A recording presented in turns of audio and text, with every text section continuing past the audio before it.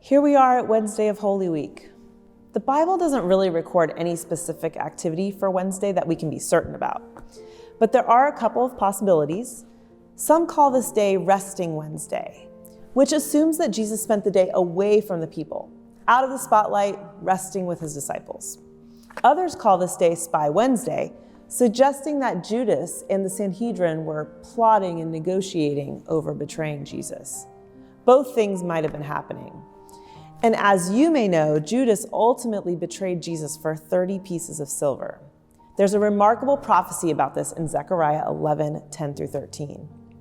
Listen to the reading of these verses, and I'm going to share a couple of important things to look at after we read the passage together.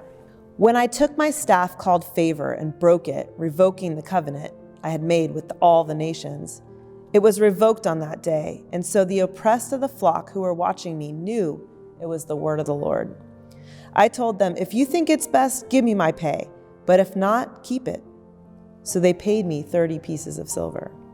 And the Lord said to me, throw it to the potter, the handsome price at which they valued me. So I took the 30 pieces of silver and threw them to the potter at the house of the Lord. Zechariah lived about 6 centuries before Jesus, and yet he offered up some incredible hints at particulars in Jesus' life. Zechariah even acted out this prophecy, feeding a literal flock of sheep that represented the people of God. But in these verses, he says the most famous of his words about Jesus in the words of chapter 11. So in verses 10 and 11, it's as if the prophet Zechariah is literally speaking for the Messiah who would come one day. Because the people were rejecting God, Zechariah was saying that the Messiah would break the old covenant.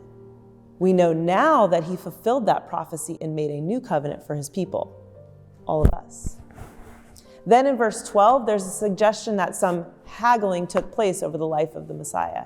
Zechariah remarkably even mentions the exact figure, 30 pieces of silver. Some have wondered why it seems like the Messiah himself was the one doing the haggling in this verse.